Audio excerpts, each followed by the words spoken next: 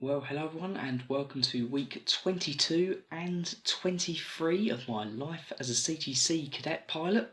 Apologies for there not being a video last week, but it really wasn't practical for me to record. As I said in the last episode, I had gone home to sort out some paperwork, and that included my Class 1 medical revalidation. On top of all that, I also had visa paperwork, TSA security applications to do. So on top of all my normal work, there really wasn't any time available. But good news is, Class 1 passed, no problems with that, so that's really good. Apologies if my voice is sounding a bit funny this week, but it got to the middle of this previous week, and I was feeling a bit unwell, so not too bad. I was still able to attend all classes, but yeah, there was one night I didn't get any sleep and not good. But anyhow, we'll crack right on. Like I said, 2 weeks worth of roundup. So what did we do in week 22?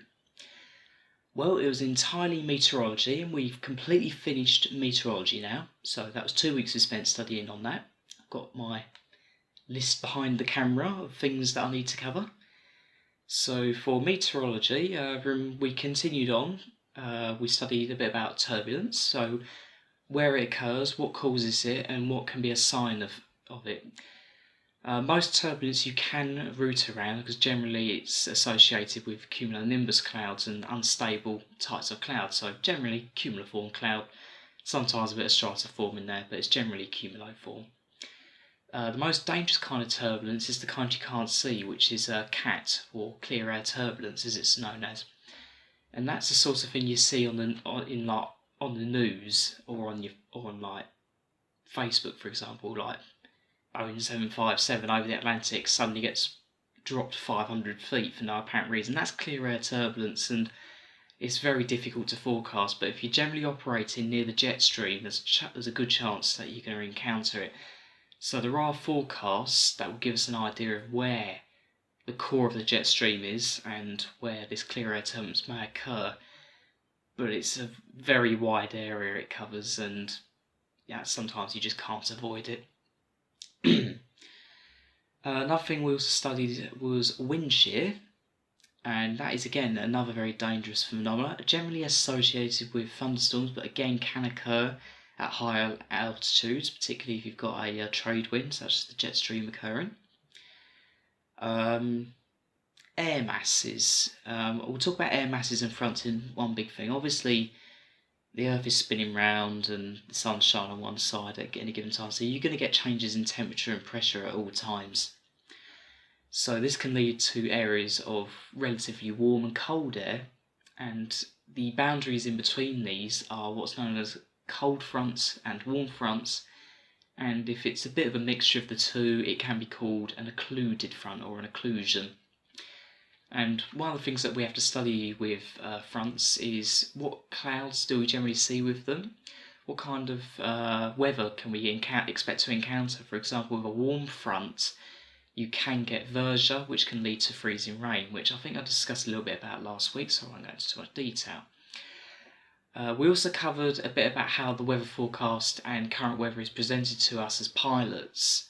So, for example, a METAR is something that you can read or dial up on an ATIS frequency, and you can listen to what the weather is at the aerodrome within the last 30 or so minutes. So it gives you what the weather is doing right now at the airfield, so it's very good. We also use a TAF, terminal, I think it's called a terminal aerodrome forecast, don't quote me on that, but this is more of a long range forecast, so this will give you an idea of what the next, say, 24 hours is doing. Sometimes it only covers like 10 hours.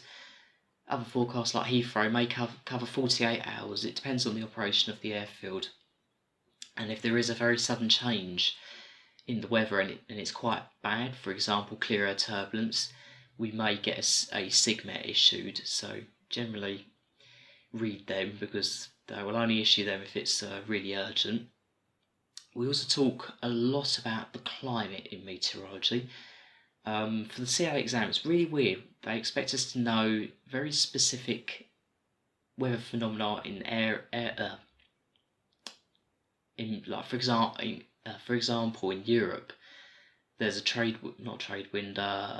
local weather phenomenon called the Bora, and it's basically cold air coming down from the Alps down to the Mediterranean. And we have to identify that in the exam. So there's a lot of different winds we have to identify. When and where hurricanes, cyclones, typhoons, whatever you call them, occur. And easiest way to memorise that is simply know where the ITCZ is, the Intertropical Convergence Zone. And it generally moves with the hemisphere that the summer is in. So for example, in we'll say India, for example, in the summer the ITCZ will be over there in their summer, so that's when you'll get their monsoon season. Whereas in the winter the ITCZ is way south of India and it's generally quite dry. So yeah, that's pretty much meteorology in a nutshell. A lot to cover, and if you've not got any previous met or flying experience of any kind, it's a tough subject. I mean, it's big, but thankfully the previous experience that I've had with meteorology has made my ride a bit easier. It's still difficult, but it's just nice having that base of knowledge to work from. So I've been doing the question banks quite a lot with it, and generally I've been scoring 80s, and I think I actually had a result earlier today where I scored 91, so it doesn't look like meteorology is going to be an issue for me, but we'll see. We've got the exams coming up very soon. So that was week 22. Week 23, which is the week I've just done, we studied operational procedures for most of the week. Now, a lot of you may be asking, what the hell is operational procedures? It's a bit of a miscellaneous subject. There's a lot of similarity and crossover with air law. Things you'll be expected to know for this exam is flight duty time, so how long can you be on duty for? And this isn't just talking about like flight time, we're talking like flight time, we can only do 900 hours in 1 year. But we also have flight duty time, and it basically, an airline can put you on standby, which basically means you have to be ready to fly the aircraft. You'll be at home, and you could get called in to do a flight. That is classed as duty time, regardless of whether you get called in or not. And we're limited on the number of hours we can do on that. I think it's 190 hours in 28 days and 60 hours in 7 days. It's so many numbers to remember, it's unbelievable. Other things that operational procedures covers, aircraft equipment. What does the aircraft have to be equipped with for the given operation that it's doing? Generally things like external lights, so you'll have a red navigation light on the left wingtip, right navigation light will be green on the right hand wingtip, white light on the back, and you've got to know what angles the ears operates at. So the left and right wingtips operate at 110 degrees and the back one is 70 degrees either side, so 140 degrees. Hopefully that adds up to 360. I'm not going to do the maths in my head, but there we go. Sorry about that, clear my throat. Other things that we have to know for operational procedures is about, unfortunately, when the plane crashes, how do we get the information from the aircraft and what will be on it? So for most of your large commercial airliners, you'll have a flight data recorder and a cockpit voice recorder, and they're generally located in the tail section of the aircraft. Now, if you've got a fairly recent aircraft, the flight data recorder is legally required to record the last 25 hours of the flight, and the cockpit voice recorder is 2 hours. So if you've done something wrong, which 70% of all air accidents are caused by pilot error, so chances are if you're the cause of the accident, it's going to be on the recorder. So that's the good thing about a lot of modern airliners. It's good that they've got all this recording equipment on it, but unfortunately if you do make a mistake, there's no hiding it. You've just got to come out with it and be honest. Other things that include in the ops, oxygen requirements. This isn't just, I'm not just going to talk about like, oh, there's been a cabin depressurisation and those little yellow dangly oxygen masks come down in front of your face, you put it on, You put your own on first, put other people's on afterwards, because if you're not functional, you're not going to be able to help anyone. So get your mask on. But we're not just talking about cabin masks, we're also talking about flight crew. Now, we are required as flight crew to put our masks on at a cabin altitude of 10,000 feet. But the passenger masks generally don't drop until about 14,000 feet, so yeah. And we get more oxygen than you. I think like the passengers only get like 10 minutes, but that's just enough oxygen so that an emergency descent can be done to a breathable altitude, which is 10,000 feet or lower. So 10 minutes is more than ample. You can get down in a matter of 3 or 4 minutes if you absolutely had to.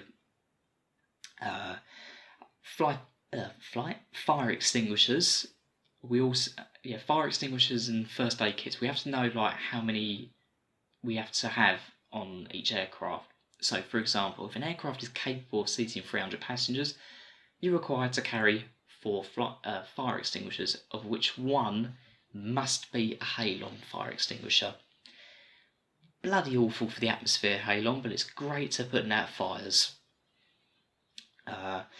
Dangerous goods. So, obviously things like radioactive materials, that gets classed as a dangerous good. Weapons, we can carry them on the aircraft. Obviously there's very specific rules and regulations on what we can and can't do with them. Things that you might not think are a dangerous good, which actually are, is lithium-ion batteries. So when you sit down on your aircraft and you've got your mobile phone, that's got a lithium-ion battery in it. You've got your laptop with you, that's probably got a pretty big one in it as well. Got a camera with you, that's going to have a battery in it. So if you've got 300 people on board your aircraft, chances are you're going to have pretty close to 1,000 dangerous goods items in the cabin. So yeah, it's good to know. But what else we got? Oh yeah, we also study a bit about ETOPS. So if you go back to like the 1960s, 70s, 80s, to fly long distance over oceans, you had to have more than 2 engines, which is why the 747 was which is why the 747 sold very well, because it was able to make routes a lot shorter. For example, if you wanted to go across the Atlantic in a twin-engine aircraft or a single-engine aircraft, if you're really brave, you'd have to go, well, if you're going from the UK to America, you'd go up to Iceland, Greenland, and then through Canada into the States. Whereas with an ETOPS certified aircraft, you can be more than 60 minutes away from your diversion. And that's regarding like if you lost one engine, the one engine you got left is probably not going to foul in that given ETOPS time. So for example, most ETOPS ratings are around about 138 minutes. I believe the new Airbus A350, however, has an ETOPS rating of close to 8 hours. So that aircraft can fly on one engine for 8 hours. That's madness, that. I don't know who comes up with these numbers, but there we go. It's good to know that they're safe. We also study a lot about the Atlantic Airway system. So when you can and can't go into it. So I think you have to have 2 long-range navigation systems on board your aircraft to go into the system unrestricted. You can go in with just one, but there are restrictions associated with that.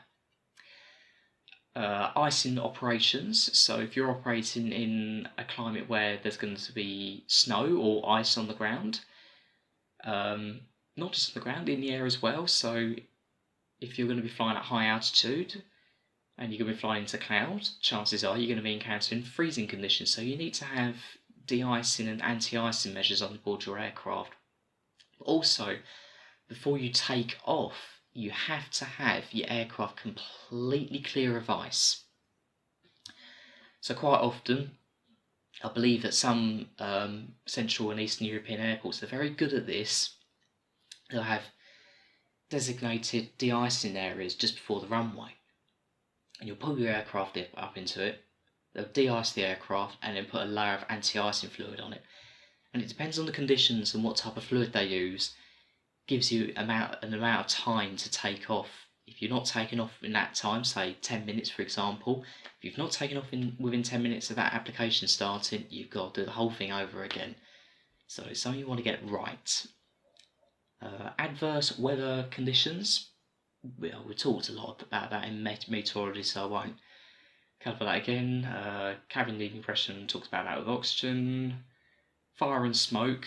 Generally, fire on an aircraft is one of the worst things you can have, so you need to have procedures on how to deal with it. Engine fires, they do occasionally happen, but they are generally contained within the engine, and if it does burst into flames, there's always 2 fire suppression systems on the engine, so chances are that you'll be alright if you have an engine fire. It's like if you had a fire in the cockpit, however, that's a lot more dangerous, and you've got to start thinking about, right, which systems am I going to shut down? And basically, if you've got a fire, get on the ground as quick as possible. Final bit in operational procedures is security. And ever since 9/11, security of the flight deck is extremely tight. As you're aware now, the days where pilots used to fly with the cockpit door wide open are long gone. As soon as we start an engine, that cockpit door is shut until the end of the flight. So that's operational procedures. I've been doing quite a bit of question banking for that. It's a bit of a weird one, but I'm at the point now where I'm passing more often than not, so should be good enough for the mocks. So, final thing that we covered in week 23, I know this is a long episode, but I'm doing 2 weeks of roundup and we covered a lot, was communications, IFR and VFR. It's 2 separate exams, and this is a good opportunity to boost your average. So, what's in communications? Well, we're talking about standard phraseology, so things that would take like 3 sentences to say, you could say in like 5 words. So initial calls, for example, at Southend, my initial call would be Southend Tower, Golf Bravo, Mike, X-Ray Charlie at Sea-Wing Flying Club. Information Alpha, QNH 1013, requesting taxi instructions for flight to wherever. That's a pretty standard initial call that you can make, so you're getting as much information across as possible in a short amount of time span. So when you're operating in very busy airspace, there's very little time wasted. We talk a bit about call signs. When can we use them? What type can we use? So for example, the call sign Golf Bravo Mike X-Ray Charlie, the air traffic controller can shorten that to Golf X-Ray Charlie, but the pilot can't shorten it at first until the air traffic controller does it. So if he says Golf X-Ray Charlie, I can then respond to all further transmissions with Golf X-Ray Charlie. Makes things a bit easier. We also talk about how we report weather over the frequency. We also, another key one is how to deal with a communications failure. So for example, your radio packs up. Well, what do? You're in the air, you've got to get on the ground. So there's different ways of communicating with the tower. You can actually have a partial radio failure where you're not able to transmit but able to receive. And one of the ways the air traffic control will be able to work with that and identify it is they may ask you to make a series of turns. And once they identify that on radar, they'll say, alright, it's obvious you can hear us, we'll give you instructions. What else we got? Emergencies. It's one call that no pilot wants to make, but you have to train for, is the various emergency calls. So if it's not quite an emergency, but you want to be on the ground fairly soon, you declare what's known as a pan-pan.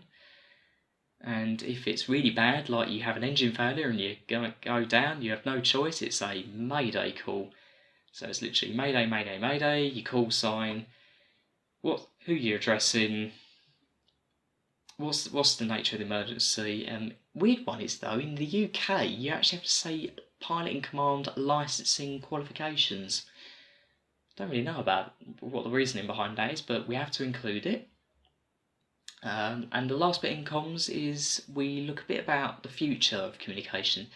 So ACARS is basically a way of enabling us to communicate with an air traffic controller without actually speaking to them. It's basically like a mobile phone texting system. So something that's coming in more now.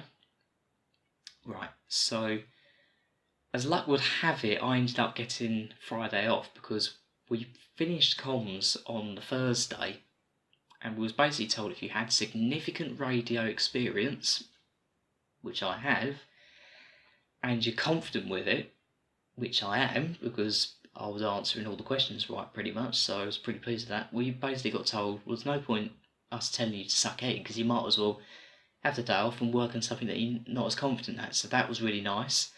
Considering I was unwell, instead of waking up at 6:45, I slept until well gone 10. So that was really needed. Right, so we've gone through the 20-minute mark now, so this is definitely the longest episode of the series, but there we go, lots to round up. Not going to ramble on anymore, I say. If you enjoyed the video, feel free to leave a like. If you want to see more, subscribe to the channel, and feel free to share this video with anyone who you feel may be interested. Thank you very much for watching, and I'll see you... will I see you next week? Because next week is the last week of the syllabus in ground school. So, end of next week, I would apparently know everything I need to know to pass the ATPL theory. That's a scary prospect. On that note, see you next week. Bye bye.